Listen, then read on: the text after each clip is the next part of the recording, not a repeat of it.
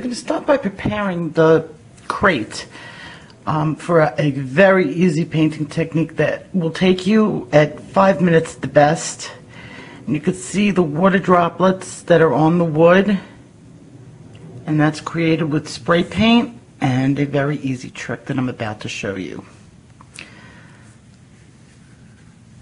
Okay, this is one of my favorite ones that has come out. The whole thing is done in this technique, and you just never know what you're going to get. Now, these crates can be gotten for free. Just go into a liquor store and ask them. And some of them might charge you, a couple of bucks for it, but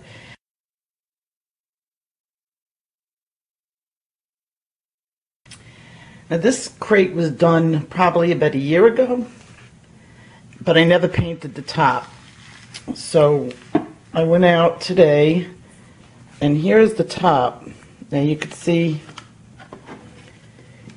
here's the wood, what it was. This was in good condition, this box.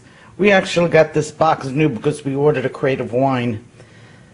We don't drink that much wine, but this happened to have been a wine we liked and wanted to save. And then I spray painted the top with a white gloss, high gloss paint, and just waited for it to dry. This is now completely dry, and I'm ready to apply the water droplets.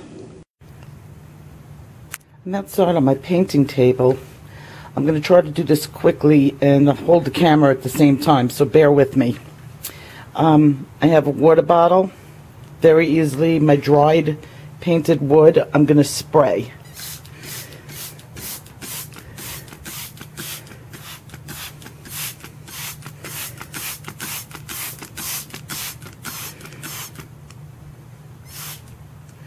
Okay, if you can see the water droplets there. I'm going to take black paint and come from the side. And at an angle, I'm going to spray.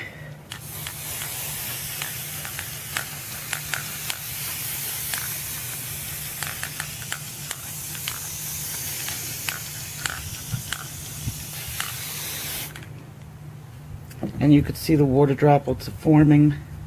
This is going to get very cool looking in a minute. And remember to come in on the angle.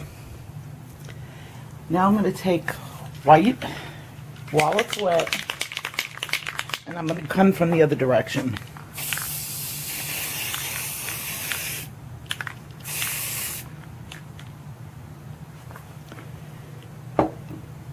And then top it off with a tiny bit more black.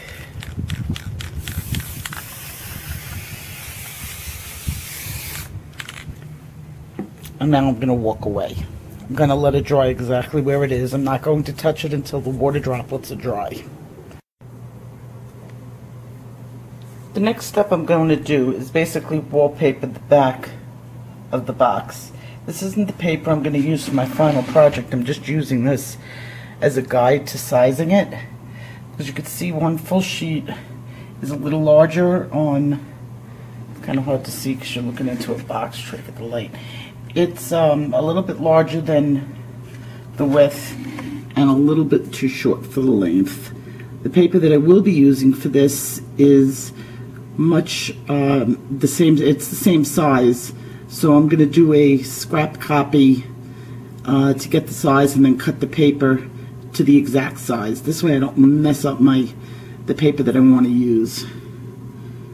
And I'm just going to apply it to the back using some white glue, Mod Podge, and sort of like a wallpapering technique. I'm only going to do the back. The sides are going to be left black.